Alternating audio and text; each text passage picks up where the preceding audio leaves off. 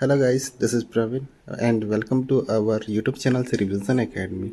और आप देख रहे हैं करंट अफेयर विथ न्यूज़पेपर।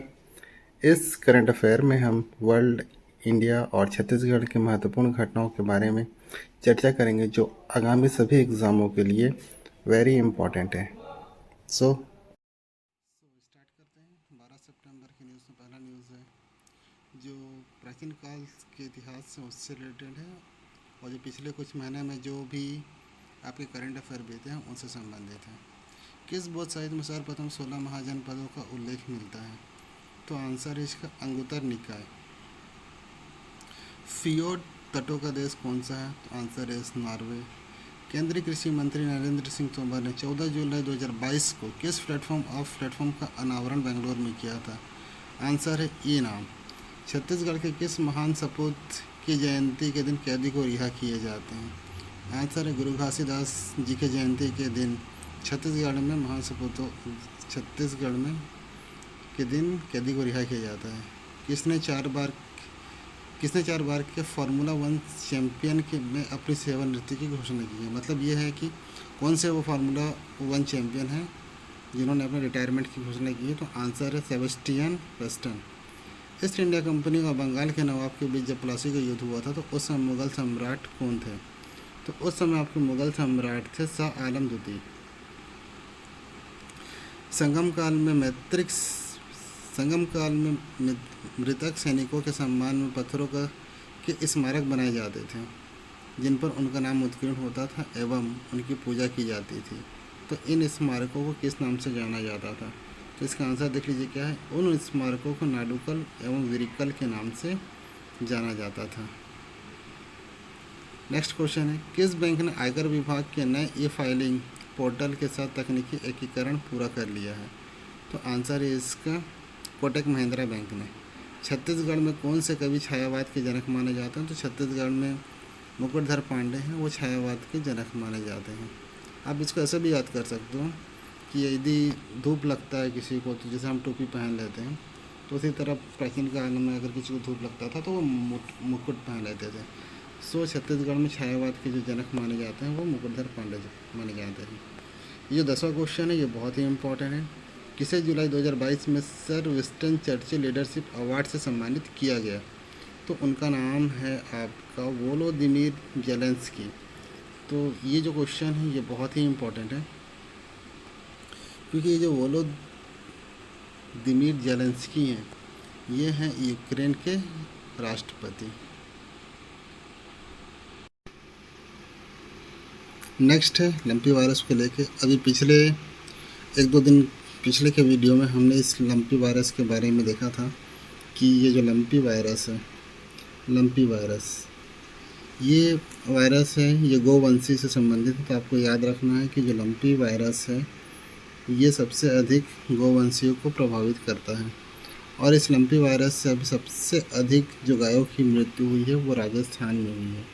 तो याद रखना है आपको कि लंपी वायरस से सबसे अधिक जो मृत्यु हुई है वो राजस्थान में सबसे अधिक हुई है। नेक्स्ट न्यूज़ है वैश्विक चावल निर्यात वर्ष 2020 में दुनिया भर में चावल निर्यातों में सर्वाधिक हिस्सेदारी भारत की रही, उसके बाद थाईलैंड और वियतनाम में।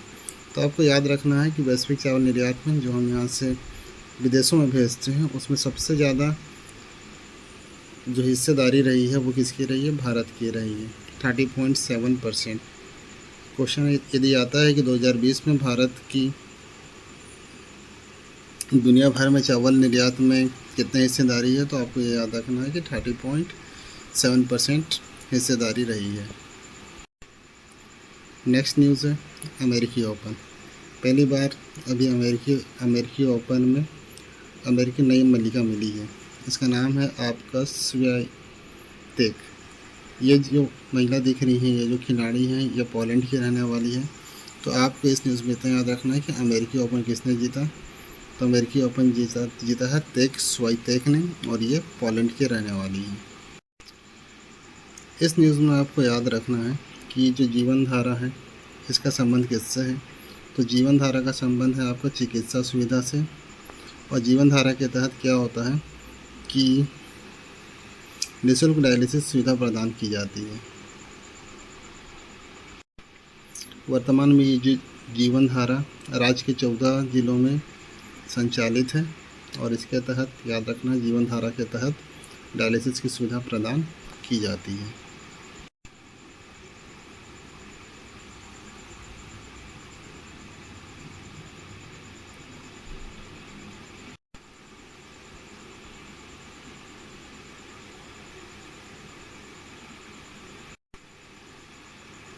इस न्यूज़ में आपको याद रखना है कि अभी जो हाल ही में एशिया कप हुआ था यूएई में, उसके विजेता जो टीम है उनका नाम है श्रीलंका। तो एशिया कप किसने जीता? एशिया कप जीतने वाली टीम का नाम है श्रीलंका। नेक्स्ट न्यूज़ है कि भारत व खाड़ी सहयोग परिषद ने एमओयू पर हस्ताक्षर किए। तो इस न्यूज़ में आपको याद रखना है कि खाड़ी देश में कौन कौन से देश सम्मिलित हैं। तो खाड़ी देश में टोटल 6 देशों का संघ है, जिसे शॉर्ट फॉर्म में जीसीसी बोला जाता है।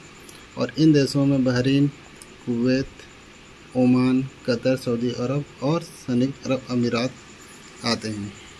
तो आपको ये 6 देशों का नाम याद रखना कि खाड़ी देश के 6 देशों का संघ है। कितने देशों का संघ पूछेगा तो 6। उन 6 देशों में कौन कौन है? बहरीन है, कुवैत है, ओमान है, कतर है, सऊदी अरब है और यूएई है। बाद में अभी आगे चल के हम इसको मैप में देखेंगे कि ये 6 देश कहाँ कहाँ हैं।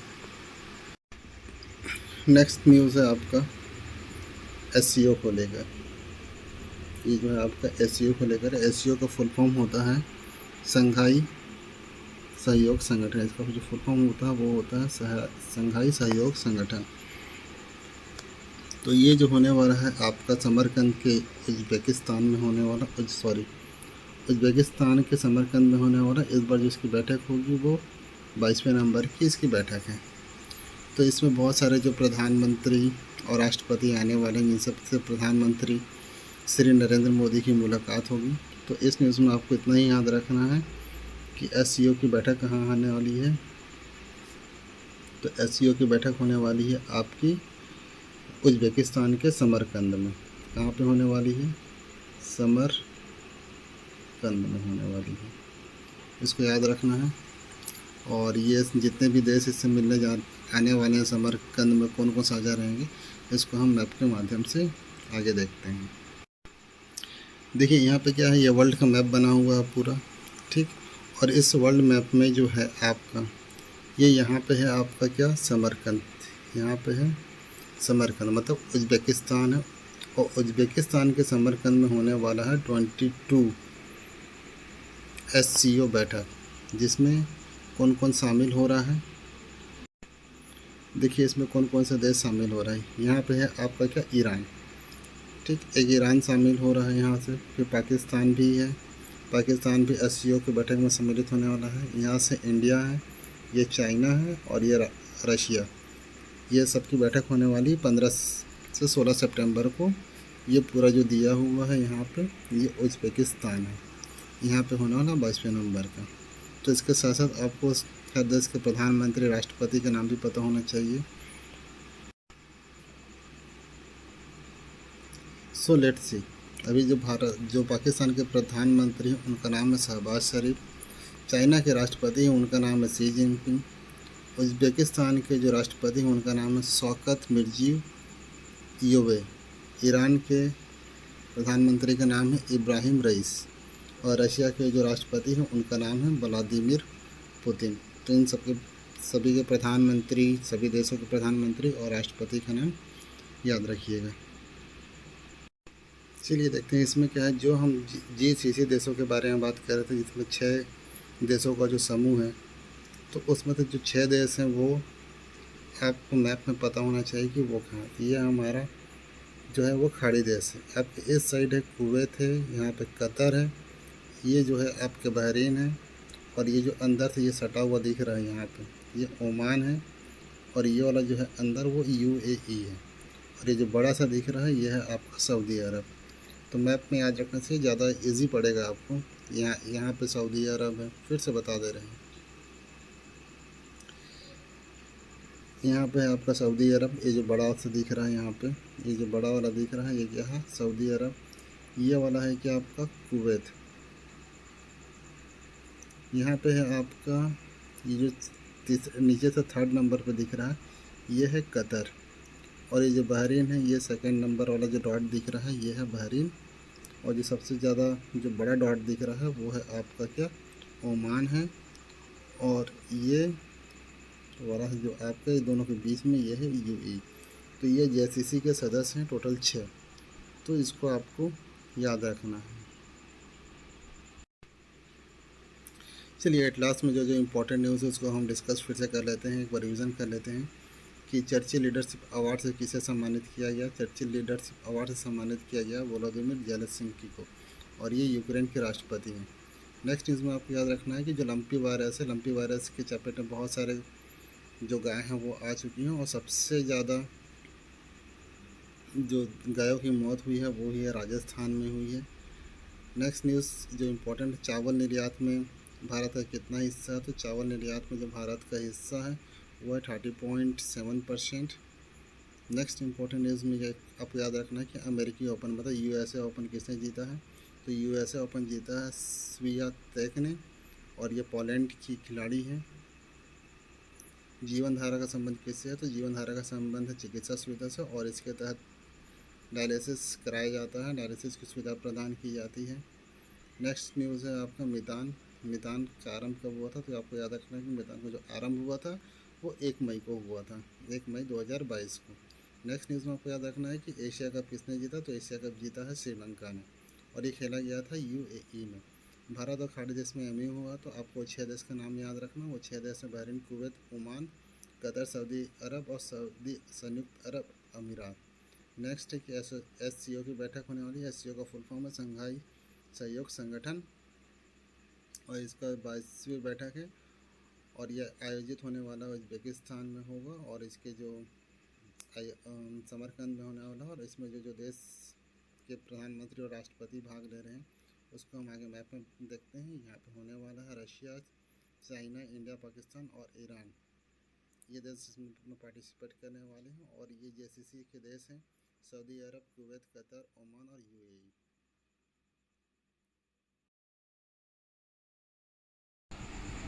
सो देखिए 13 सितंबर का जो पहला न्यूज़ है, समर्थन मूल्य पर धान बेचने वाले किसान 31 अक्टूबर तक करा पाएंगे के पंजीयन। और इनको पंजीयन कहाँ पर कराना है। इनको पंजीयन कराना है जिला सहकारी केंद्रीय समिति में। और जो किसान 2020-21 से पंजीयन करा चुके हैं उनका स्वतः ही पंजीयन हो जाएगा। और इस बार शासन द्वारा खरीफ विपणन वर्ष 2022-23 में जो समर्थन मूल्य पर धान खरीदने का जो लक्ष्य निर्धारित किया है वो रखा है 110 लाख मैट्रिक टन। तो आपको याद रखना है कि इस बार धान खरीदी का लक्ष्य कितना है। तो इस बार धान खरीदी का जो लक्ष्य है वो है 110 लाख मैट्रिक टन। इसके अपेक्षा अगर हम देखें तो 2021-22 में जो धान खरीदी का लक्ष्य था वो था आपका कितना, 105 लाख मैट्रिक टन था, जिसके विरुद्ध 2021-22 में धान खरीदी की गई 95 लाख मैट्रिक टन। अगर नेक्स्ट की न्यूज़ की बात करते हैं तो ये अब मैं आपको इससे पहले वाले वीडियो में बता चुका हूँ कि ग्रेटर नोएडा में सोमवार को अंतर्राष्ट्रीय डेयरी सम्मेलन 2022 आयोजित हुआ। ये यहाँ पे है, ये ग्रेटर नोएडा में हुआ। और इस दौरान यहाँ पे केंद्रीय मत्स्य पालन, पशुपालन और डेयरी मंत्री, इनका नाम है क्या, पुरुषोत्तम रूपाला। तो आपको धीरे धीरे सारे मंत्री का भी नाम याद करना है। तो यहाँ पे देखिए क्या दिया हुआ है कि केंद्रीय मत्स्य पालन और पशुपालन और डेयरी मंत्री कौन है। तो पुरुषोत्तम रूपाला है। इससे पहले के वीडियो में मैं बता चुका हूँ कि शिक्षा मंत्री कौन है और सूचना प्रसारण मंत्री कौन है। तो जो शिक्षा मंत्री उनका नाम है धर्मेंद्र प्रधान, और जो आपको सूचना प्रसारण मंत्री है उनका अनुराग ठाकुर। तो इस तरह से आपको एक और मंत्री का नाम यहाँ पे याद हो जाएगा, केंद्रीय मत्स्य पालन, पशुपालन और डेयरी मंत्री क्या नाम है, पुरुषोत्तम रूपाला। तो इससे संबंधित कुछ और बात देख लेते हैं हम। सबसे पहले ये बात याद रखना है इसमें डेयरी सेक्टर से रिलेटेड है कि डेयरी सेक्टर में 70% जो भागीदारी है वो महिलाओं की है। इसके बाद आपको ये याद रखना है कि जो डेयरी सेक्टर में 2014 से लेकर 22 तक, कब से लेकर कब तक, 14 से लेकर 22 तक ग्रोथ रेट कितना रहा है, 6%, मतलब 6% ग्रोथ रेट रहा है 2014 से लेकर 2022 तक। और जबकि जो वैश्विक ग्रोथ था वो 2% पर स्थिर है। तो ये दोनों डेटा आपको याद रखना है कि 2014 से लेकर 22 तक डेयरी सेक्टर में कितना ग्रोथ हुआ है, 6% ग्रोथ हुआ, और वैश्विक ग्रोथ कितना है, 2% है। इसके अलावा ये देखिए कि दूध उत्पादन में भारत का जो रैंक है वो है पहला रैंक है। नेक्स्ट न्यूज़ में आपको इतना ध्यान रखना है कि जो भिलाई स्टील प्लांट है, ठीक, भिलाई स्टील प्लांट को रावघाट खदान से पहले, रावघाट खदान के लोग की पहली खेप भिलाई पहुँची, मतलब जो रावघाट खदान है आपके नारायणपुर में, वहाँ से जो पहली खेप है भिलाई में पहुँच गई। तो आपको ये चीज़ याद रखना है कि अब भिलाई स्टील प्लांट को लो एस की आपूर्ति कहाँ से हो रही है, तो भिलाई स्टील प्लांट को लो एस की जो पूर्ति हो रही है वो हो रही है आपके रावघाट खदान से। नेक्स्ट न्यूज़ की बात करें तो यूक्रेन में पीछे हट रही रूसी सेना, 20 ठिकाने यूक्रेनी सेना के कब्जे में आए। तो इसमें आपको याद रखना, देखिए यहाँ पे लिखा हुआ है कि यूक्रेन के राष्ट्रपति वोलोदिमीर जेलेंस्की, ये बहुत इंपॉर्टेंट है क्योंकि हो सकता है ये जो न्यूज़ जो चल रहा है बहुत समय से रशिया और यूक्रेन के बीच में युद्ध हो रहा है, तो आने वाले किसी भी एग्ज़ाम में यूक्रेन के राष्ट्रपति का नाम पूछा जा सकता है। तो आपको यूक्रेन के राष्ट्रपति का नाम याद रखना है, क्या, वोलोदिमीर जेलेंस्की। और अभी हाल ही में इन्हें कौन सा पुरस्कार मिला है ये भी आपको याद रखना है, सर चर्चिल वेस्टर्न पुरस्कार, लीडरशिप पुरस्कार इनको दिया गया है। नेक्स्ट न्यूज़ है ग्रैंड स्लैम ट्रॉफी से, इस बार यूएस जो ओपन है ये जीते हैं कौन, अलख राजा। इनका जो पूरा नाम है, इनका पूरा नाम है आपका कार्लोस अलकराजा। ओके, इनका जो पूरा नाम है वो है क्या, कार्लोस अलकराजा। तो इस बार के आपको जो भी यूएस ओपन के चैंपियन हैं उनका नाम याद रखना है। तो उसमें कौन है, कार्लोस अलकराजा। और ये जो खिलाड़ी हैं ये कहाँ के खिलाड़ी हैं, ये हैं स्पेन के, स्पेन के खिलाड़ी। इससे पहले जो महिला यूएस एकल खिताब किसने जीता, तो उनका नाम क्या था, तेग सुया। तो उनका जो नाम था उस महिला खिलाड़ी का नाम था तेग सुया। तो आपको ये 2 यूएस ओपन विजेता का नाम याद रखना है। 12 और 13 सितंबर की न्यूज़ में इतना ही। एंड ट्रस्ट मी, ये जितने भी न्यूज़ है आने वाले आगामी एग्ज़ाम, CGPSC, व्यापम और भी सभी एग्ज़ामों के लिए बहुत इम्पोर्टेंट है। इट मे बी कि वीडियो इतना इफेक्टिव ना हो, इतना एनिमेशन ना हो, लेकिन फिर भी इसमें जो भी कंटेंट है वो आने वाले एग्ज़ाम के लिए बहुत ही इम्पोर्टेंट है। So trust me. और इससे आपके जो भी क्वेश्चन हैं आज तक के एक्सपीरियंस के हिसाब से बताता हूँ कि जो क्वेश्चन PSC में या CGPSC में पूछा जाता है, सारे करंट अफेयर जो भी रहते हैं वो न्यूज़पेपर से ही होते हैं। सो जितने भी चीज़ को मैंने मार्क किया है, जहाँ भी मैंने सिंबल दिए हैं इस तरह के एरो के निशान बने, वो सारे नाम आपको अपने नोट्स में लिखने हैं और उसको रिवीजन करना है। तो thank you so much for watching this video.